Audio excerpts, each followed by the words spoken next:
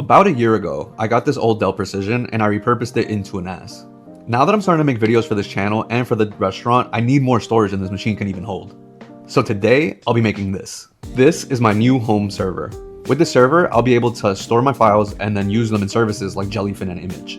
As anyone who's built a PC in the last couple of months knows, shit's really expensive right now. If you're on YouTube watching PC videos, like, you know what's going on, but for anyone that doesn't, I'll kind of summarize in 1 or 2 sentences. So with AI being such a big thing, companies are trying to incorporate it into their own infrastructure as quickly as possible. That means that they're buying the best computer parts to build the best computers to be able to run AI models. This means that the companies that are selling the parts are incentivized to sell them at such a high price because the demand is sky high right now. So if you've heard the term Ramageddon, that's what that is. Like, RAM is just super expensive right now. So are SSDs, and when I was writing this out, it wasn't HDDs, like hard disk drives, but those are also now getting expensive, which is a bummer for this project, but I'll kind of talk about that in a little bit. Ultimately, what this means is that it leaves normies like me saving up for a second retirement to be able to own a computer. Thankfully, I have some old hardware that I can repurpose for this home server build. This old hardware includes an old CPU, specifically the Intel Core i5-6400, for which I'll leave the specs on the screen. I also have a 5TB hard drive and a 256GB NVMe SSD. And finally, the GOAT of this build, DDR3 RAM. Specifically, a mismatched pair totaling 12GB. I decided to stick to DDR3 because I had it. I don't even want to check what the RAM prices are for DDR4. I don't even think it's worth it. I don't know whether this was a smart decision, but I'm sure people in the comments are gonna let me know whether it was or wasn't. And to be honest, this is my story. I'm sticking to it. Mama, I love you. P.O.P. all the time. I figure that if I need more of it, it just won't be as expensive as DDR4, and that I can spend like $50, $100 getting more DDR3 RAM. Unless it just gets insane, which, like, I saw a DDR3 build the other day, so it might be getting to that point. It might be getting crazy out there. And ultimately, like, I'm not running a data center. I just need this computer to boot on and have enough RAM to handle all the different VMs. I think DDR3 could do that. I'm pretty sure it did it in the past. I'm sure it could do it now. To start building, we're going to need a couple more things. All of the components will be added to this Asus Z170ME motherboard. It's the DDR3 variant in an M-ATX size. I got this motherboard for about $80 on eBay. It was the cheapest that I saw when I was looking, but I mean, let me know if I overpaid. I got an M-ATX board because I didn't want to pay the ITX tax. Even with these older DDR3 motherboards, I still saw stuff upwards of like 120, 150.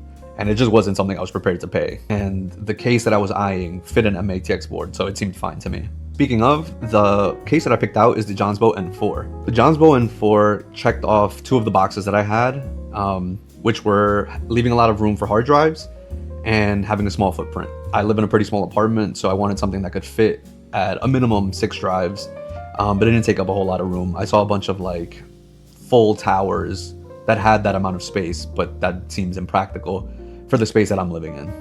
And my wife would beat my ass if I got a big ass computer and just put it in the living room. Anyway, some reviews mentioned that this case is difficult to build in, and frankly, I agree. Because of its small size, it's difficult to maneuver cables. For that reason, I picked a modular power supply so I don't have to deal with all the unnecessary cables, even though I ended up using, I would say, about half of the cables that came in the box. Speaking of, the power supply that I used is the Cooler Master V850, being the SFX model. I didn't really find anything less expensive, and it's frankly overkill in terms of wattage. The cables near the back exhaust fan will need to be scrunched up and kept away from the fans, or else they get caught in the fins. The power cables for one side of the bays was easy because those are hot swappable. The other side, unfortunately, I needed to manually plug them into each drive. The space is small and the cables are short and my patience is non-existent, so it went fine. Because I'm impatient, I kept mounting and unmounting the motherboard. But if you plan ahead and plug everything when you're supposed to and route things when you're supposed to, I think you'll be just fine. I bought some SATA cables and I pre-installed them into the hot swap plate and just left them kind of coming out into the main chamber. That way, once I get new drives, I can just connect it to the motherboard and pop in the hard drive so that I'm not like fiddling around and disassembling all over again. The one thing I did do correctly is that I mounted the CPU and the RAM ahead of time. I know you're supposed to mount the SSD as well, but the used motherboard didn't come with what's it called, a standoff. So I had to wait for the replacement to come in the mail. Now that the assembly is done, I booted up the PC and checked the BIOS. I made sure that all the hardware was recognized, which everything was except that 2.5-inch hard drive.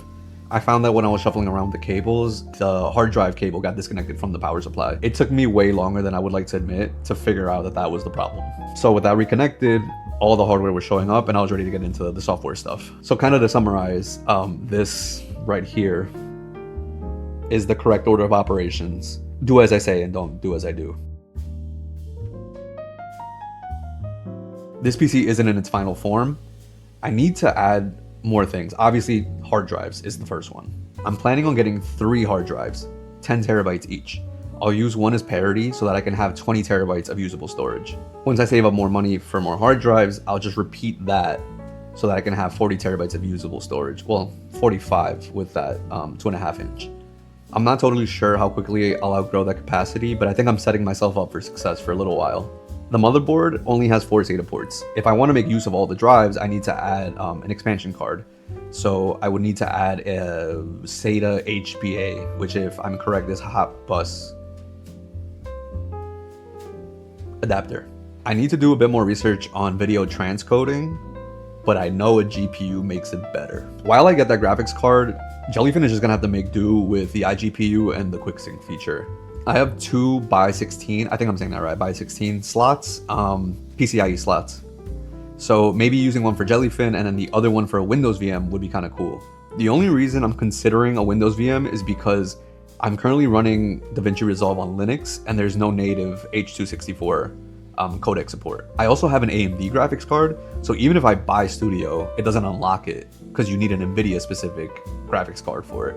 This video is being edited on Kdenlive only because I don't want to have to convert all my files to DNX HD, which is the necessary workflow given the Linux AMD thing. If anyone can provide guidance on this whole DaVinci thing, like let me know, or do I just have to continue to use Kdenlive? There's also a PCI slot. What I know about it is that it's the predecessor to PCIe. From what I was reading, it's a lot of like USB cards, sound cards, like a lot of like businessy kind of expansion cards. I don't know if there are any good graphics cards that would fit into this PCI slot, or any like networking cards, things that would be useful in a home server. But if anyone knows, like let me know in the comments. With hardware out of the way, we're gonna move on to software. But before we do, if you're liking the video so far, please like and subscribe so that I can reach more people. And hopefully someone finds this useful, whether for how to do something which is useful, or as an example of how not to do something, which is also super useful. All right, with that spiel out of the way, let's move on to software. As you may have guessed when I said VMs, we're going to be using Proxmox as the base OS. This really isn't going to be a how-to for the software side, mainly because I'm copying a video from Hardware Haven and he explains it way better than I ever could. This is more kind of like inspiration for your own home server if you're building one, or for you to kind of get an idea of what the possibilities are with a home server. My game plan here is to set up 2 functions.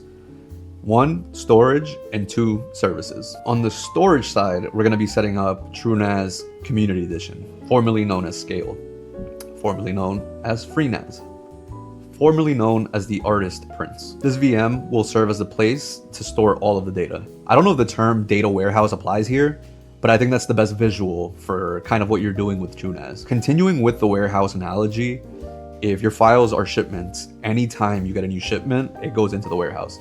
Anytime you get a new file, it goes straight into TrueNAS. So in your TrueNAS warehouse, you're gonna create pools, or the best way to think about these, I guess, are rooms within a warehouse. In these rooms, you'll have shelves, and that's kind of what a data set is in relation to a pool. So the pool is a room in your warehouse, and your data set is a shelf in that room.